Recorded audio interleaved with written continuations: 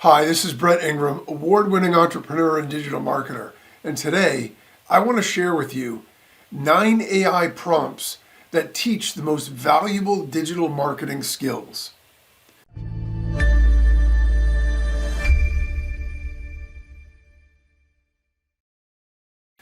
So digital marketing is a really big field. And oftentimes what happens is when we get into it, we might get into it through one sort of little narrow pathway. So maybe we're introduced to, product creation, or we're introduced to search engine optimization or Facebook ads or whatever. And so we sort of get into it through one little doorway when in reality it's absolutely a giant field with tons of moving parts and lots of different elements to it. And so if we decide that we want to get into digital marketing, whether we have a business that we're trying to market in a digital and online way, or whether we want to start a digital marketing business in and of itself, maybe as an affiliate, or to start selling some digital products and other things online, the important thing is that we come into it with an understanding, sort of the 10,000 foot view of exactly how digital marketing works and all the various most important components. Because when we do that, right, and we focus on sort of an understanding of how it all works together, then we're going to be able to choose intelligently the thing that we think, the avenue we think is the most important to approach and to focus on. Because otherwise what happens is we just go with what we know. So, we were exposed to, Facebook ads. So we decide, we're going to do some digital marketing. And the way we're going to do it is we're just going to start running some Facebook ads. Well, that might or might not be the most effective and profitable way for you to market your own products and services and to do digital marketing. And in fact, a lot of times, if you don't have experience in it, even though you have exposure to it, it actually can cause problems and force you to lose money or, struggle. And so if we step back a little bit and we get a 10,000 foot view and an overall understanding of the various digital marketing methods, then we can sort of choose the one that makes the most sense. And we can do that proactively and deliberately so we give ourselves the best chance of success, because we can choose the best path and methods for our own business instead of blindly going with the first thing that catches our eye, only to find out that, oops, we wasted time, we wasted money or whatever. Well, the great news is that historically, what we would have had to do is get online and start doing research and delving into all these other things. We would need to summarize everything and we would need to find it all ourselves. But now, with the evolution of artificial intelligence and AI, we can actually find answers without as much time or research. So we can sort of, be able to get going faster by getting right to the answers that we're looking for. And that way we can sort of crystallize what it is we want to do, and we're not wasting a lot of time up front learning. When I started in digital marketing, the first 3 months I spent learning because there was no AI. There were very few products compared to what there are now. And so even the amount of information that was out there, it was a little bit more difficult to find. And so I actually didn't have the luxury of having, sort of the large overall view. If I did, I would have done things differently and I would have gotten to where I wanted to be a lot faster. And so I'm trying to help you, be in a better situation where you can actually get right to success right out of the gate by finding the right things and doing it the right way. So here are 9 AI prompts that will help teach the most valuable marketing skills. So, in terms of digital marketing, these are the areas that we want to focus on. So the first one is, what are the key components of a successful digital marketing strategy? Now that might sound very corporate, and it might sound like, something that's a little bit esoteric and not really practical, right? I just want to make an ebook and I want to be able to sell it online. What do I need a strategy for? But it's important to start from the top and to understand that if we understand what the elements are of a marketing strategy, it doesn't matter whether we're selling a $17 ebook or a $10,000 course or anything in between. The strategies are going to be the same in terms of the sort of menu of strategies that we can choose from. And so we want to have an understanding of what those strategies are, so when we approach it, we're able to make the best decision possible and understand what the different components are, so we know what we're in for and what we're going to need to do. So that's sort of just, if we put that into ChatGPT or one of the other AI tools, so we can start to get some answers about what the great components are. And then that will start to give us the framework, right, or the skeleton of what we need to do. A second prompt is, how can you effectively use social media platforms for marketing purposes? Everybody is aware of the fact that, social media is ubiquitous now, right? It's everywhere. Everybody's online, everyone's on social media. The funny thing is, when I was building software, earlier on, a few of the products I made were actually social media marketing products. Yet, ironically, I didn't really have social media, profiles. I wasn't really interested in doing social media myself, but I knew it was such a growth area in digital marketing that everybody else wanted to do it. I was creating products literally to help other people do it, and I wasn't even using it myself. I've since come around on that and understand that, there's real value to it if you use it the right way. And so what this prompt is going to do for us is it's going to help us understand, what we can do in terms of the tactics and the platforms to be successful with using it as a marketing tool. A lot of people are on social media, but a lot of people are using it for communication, for entertainment, for all these other things. And that isn't really the same as using it for marketing purposes. So what we want to know is, how do we use it for marketing purposes?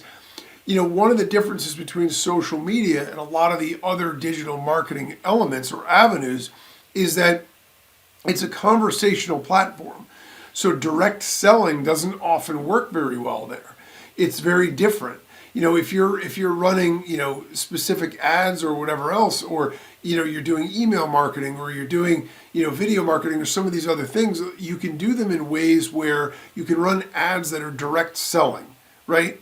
But if you are sort of trying to do social media marketing and you're doing it from a grassroots perspective, where you're building profiles and then generating a community and trying to, you can't go directly for the sale with that. It's a totally different mechanism, which is why it's super important to understand how we can effectively use that in order to use it for marketing purposes, and how we can get in there. And because social media marketing is so ubiquitous and everywhere, it's super important that we include that in our arsenal of at least potential digital marketing things that we want to do.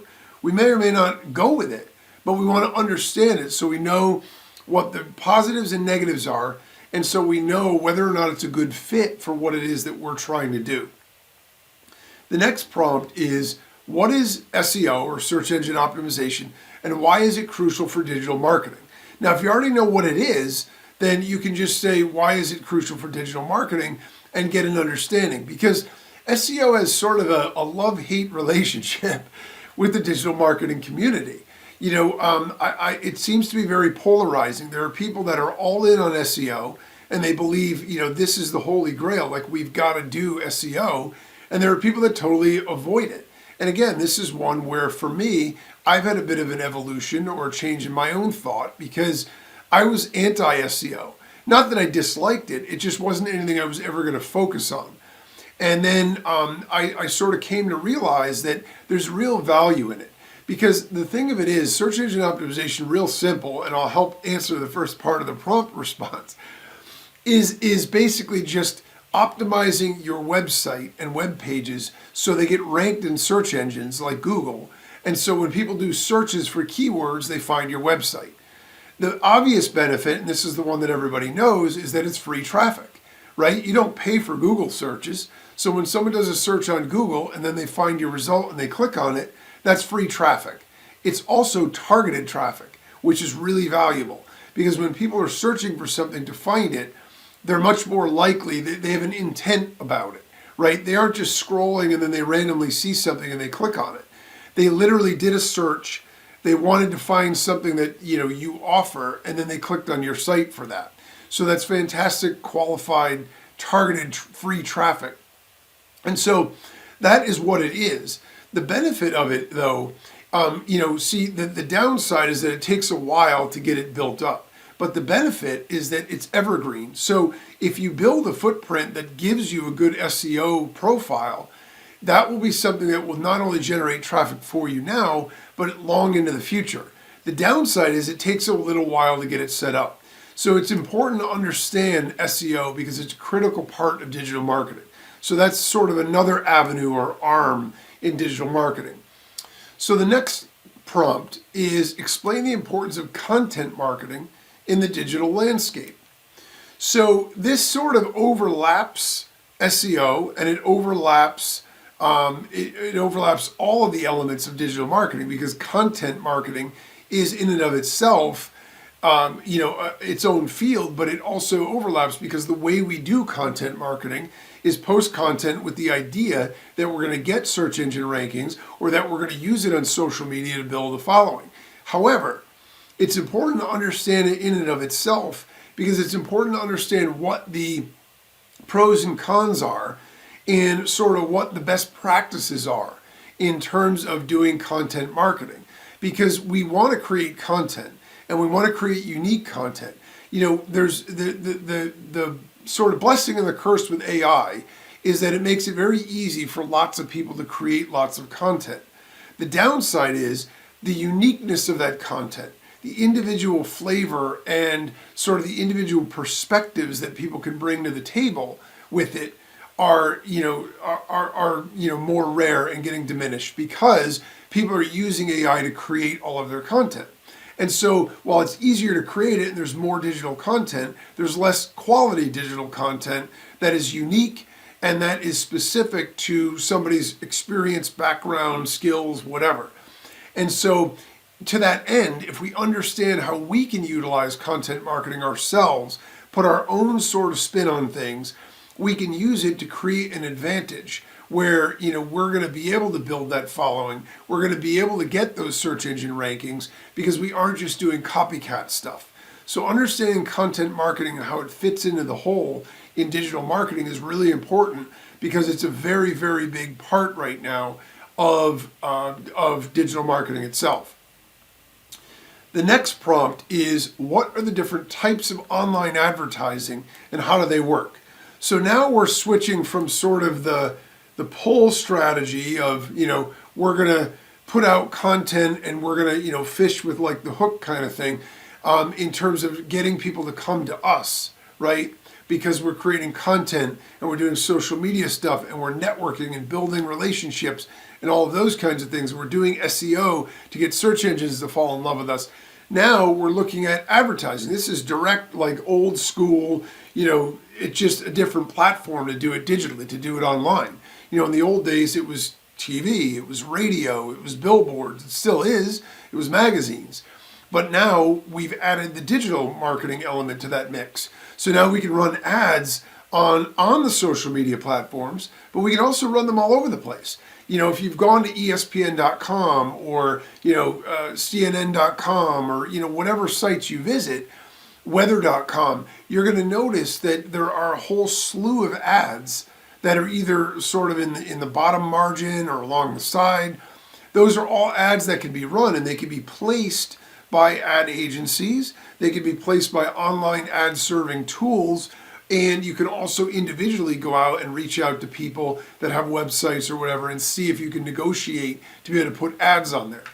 And so it's important to understand from the perspective of what are the different options, what are the pros and cons of each of those options, and sort of what's the learning curve or what are the things that I would need to do to be successful. With any new technology, with any new digital marketing sort of platform or experience, initially what ends up happening is we get sort of a Wild West effect where anybody getting in can be successful if they just know how to use it.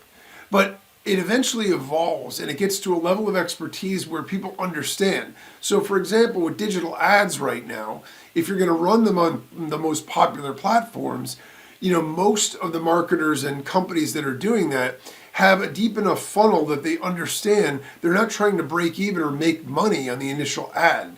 They're doing it on the back end value that they get out of that customer. And so if we're coming into it with a widget that we want to sell, we're trying to run an ad and turn a profit with a $37 widget, it's going to be nearly impossible. It's important to understand that up front, so we understand, okay, let's build out this funnel so the average value of our customer is worth a lot more. Then we can run ads, and maybe we don't turn a profit in the first week or 10 days, but maybe by the end of the first month, each customer that we got is now profitable. We can afford to run ads. But it's important to understand how they work, what the platforms are, and where they are. Because when we understand that, we know that this is our possibility if we want to try a push strategy, where we're basically saying, look, here's our product or service, come and buy it, right? And that's essentially what we're doing with ads. We can warm people up, we can do retargeting and things like that as well. The next question that we want to ask is, how can you measure the success of your digital marketing campaigns? Now you might be thinking, profit, right? Well, sure, yeah, profit is definitely one element of it, and it's certainly the easiest thing to look at. If we take a look at what we spend on a marketing campaign and what we make on a marketing campaign, it's very easy to evaluate its success. However, one of the interesting things in digital marketing is that we've sort of been trained to want instant gratification and instant results. Well, in the old days when they did traditional marketing, when they did direct mail campaigns or billboards or running ads, if you run an ad in a magazine, I used to do that for a former business I owned. You had to put in the creative for that 6 weeks and pay for it 6 weeks before the magazine hits the newsstand. So there was always a lag time. You put money out, and if you evaluated your success in the first 6 weeks, it was terrible because you spent a ton and got nothing. But then it started to roll in because the magazine hit the newsstand and people started to call. Well, with digital marketing, it's important to understand that the same effect applies. We may get into a point where we feel as though, okay, I run an ad today, I get views and clicks today, therefore, if I'm not making sales today, this campaign is a failure. However, it doesn't quite work that way. Sales are still sales, and the fact of the matter is, a lot of customers will need to see you over and over and over again before they're going to be comfortable buying. The other thing is, as we talked about, if we have multiple products that we offer, maybe we're pitching one, the person buys that, but once they're in our customer base, they respond to one of our other campaigns and buy something else. But maybe that's 30 days later. So we need to have an understanding of how we can define success other than pure dollars and cents initially.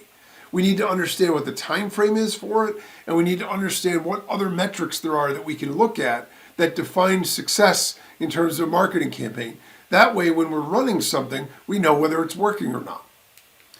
The next prompt is, what is email marketing and how can it be used to engage and retain customers? Now again, you may already know what email marketing is, right? You get tons of email marketing messages every day, whether you like them or not. Any message that you get in your email inbox that actually pitches you on a product or tells you about a sale or makes, there's anything that's clickable where you can go buy something is email marketing. And there are different strategies with this as well. There's the direct selling approach. There's, sort of the soft approach. There's the content-based approach. So it's important to understand what email marketing is and how it can be used to engage and retain customers. Because I can tell you that people feel as though email's a little bit old school, and you see headlines all the time, is email marketing dead? Like, email marketing is old school, and it's like, nobody does that anymore. It's absolute BS. The fact of the matter is, email marketing is super effective. And a lot of the digital marketers use it and generate more revenue from digital marketing, from email marketing than any other type of digital marketing. So it absolutely is something we want to include in our arsenal to understand it and understand how we can use it to build a list, continue to market to that list. Because one of the things it allows us to do is continually market to our customers and prospects at a very, very low cost. Certainly a lot cheaper than running ads over and over and over again. And so those are all really valuable questions. And it's important to understand too that with any one of these are just the jumping off points. This isn't supposed to give you a PhD in digital marketing. What it's supposed to do is get the gears turning, to get you into the conversation and the understanding, and then you ask AI the follow-up questions, or you do your own independent research with follow-up questions to dive deeper in anything that you're interested in. So these give you sort of the 10,000 foot view, and then the idea is dive in on the areas that you're really interested in to get more detail. The next question is discuss the role, or the next prompt, discuss the role of data analytics in making informed digital marketing decisions. So, this is something that for new marketers and new people to digital marketing, they don't concern themselves too much with. They don't have a great understanding of it. In truth, full disclosure, I was not great with the analytics early on. I was sort of, doing my thing, and I was working, and sales were coming in, and so I didn't really care. It wasn't until later that I understood the importance of really connecting analytics to things. It doesn't take long, but you want it to be monitoring the analytics all along. If you hook it up after the fact, the problem is you've already lost all that data. If you hook it up in the beginning, then you have a track record of data that you can analyze and look at to make new decisions about marketing. So that is a super, super important part in terms of the data analytics and understanding how it all fits together and how you can measure stuff. And then the last prompt is, how does influencer marketing work and what are its benefits and challenges? Everybody's aware of what an influencer is. Anybody online that has the ability to drive an audience to any product, service, or anything, cause or whatever, right? Those are all influencers. Influencers can be massive public celebrities that we all know. Some of them are very small with a very small following of 1,000 or 2,000 people, but it doesn't make them any less influential among that group of people they influence. And so while we think of influencers as making money by doing their own things, if we look at it from the other perspective, we can figure out how we can leverage influencers, because if they have a following that we want to tap into and they have a relationship with those people, then we might be able to market our product or service through them as another marketing method. So it's a super effective way to potentially look at it. And if we look at all of those different things, it gives us a nice, well-rounded view of our various digital marketing aspects. Now, there are others as well, but those are the biggies. So if we learn a little bit about those and then we decide, hey, these two I really want to dive in on, we can dig deeper and start to find out how we can actually incorporate these in our digital marketing arsenal. So the takeaway here is, in digital marketing, we have a lot of choices about where to focus our time, our energy, and our resources. It's impossible to do it all, certainly not out of the gate, and to certainly do it all well. It's smart to understand the big picture first, then make informed decisions about what we should focus on to get the best results. When we do that, we set ourselves up with the fastest and most direct path to success.